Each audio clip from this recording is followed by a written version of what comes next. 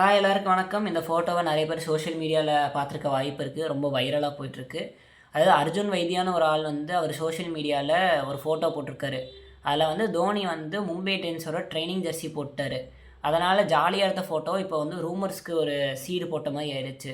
ரூமர்ஸில் என்ன சொல்கிறாங்கன்னா, தோனி வந்து இப்போ மும்பைக்கு விளையாட போகிறாருன்ட்டு. வாய்ப்பில்லை.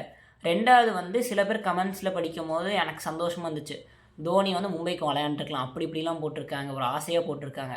ஒரு கிரிக்கெட்டிங் ஃபேனாக இதுக்கு ஒரு தம்ஸ் அப் தான். ஏன்னா வந்து ஒரு டீமுக்கு சப்போர்ட் பண்ணும்போது வேறு விளையாடாத பிளேயர் என் டீமுக்கு விளையாண்டுருக்கணும்னு எல்லாத்துக்கும் ஆசை இருக்கும். ஆசை இருக்கிறதுல தப்பு இல்லை. ஆனால் இது ரெண்டுத்தையும் தள்ளி வச்சு பார்த்தா இன் ரியாலிட்டி வாய்ப்பே இல்லை. சிஎஸ்கே மேனேஜ்மெண்ட்டுக்கு வந்து தோனியோட இம்பார்ட்டன்ஸ் அவ்வளோ தெரியும். ஏன்னா ஐபிஎல் ஸ்டார்டிங்கில் ஆரம்பித்து இப்போ இவ்வளோ பெரிய டீமாக இருக்குன்னா அதுக்கு மெயின் காரணம் வந்து தோனி தான். அதனால் இவ்வளோ ஈஸியாக விட்டு கொடுத்துட மாட்டாங்க. அதுவும் நம்ம ரைவல்ஸுக்கே விட்டு தர மாட்டாங்க. தோனி ஒரு வருஷம் என்ன 10 வருஷம் விளையாட ஆசைப்பட்டாலும் ஐபிஎல்லில் சிஎஸ்கே ரீட்டைன் பண்ணிடுவாங்க. இன்னொரு சைடு தோனி இடத்துலேருந்து பார்த்தா CSK is one of my ஃபேமிலின்னு சொல்லிட்டாரு. Chennai is my second home டவுன்னு சொல்லிட்டாரு. நம்மளை மாதிரி சிஎஸ்கே ஃபேன்ஸை ரொம்ப பிடிக்கும்னு சொல்லிட்டாரு. அதனால் அவர் ரிட்டையர் ஆகும் போதும் சிஎஸ்கேலேருந்து மட்டும்தான் ரிட்டையர் ஆவார். வேறு டீமுக்கெல்லாம் போகிற வாய்ப்பே இல்லை. ரிட்டையர் ஆகிட்டு மறுபடியும் சிஎஸ்கேலேயே மேனேஜ்மெண்ட்டில் ஏதாச்சும் ஒரு வேலையை கொடுத்துருவோம். அவர் கிரவுண்டுக்கு வர வச்சுருவோம், அவ்வளோதான்.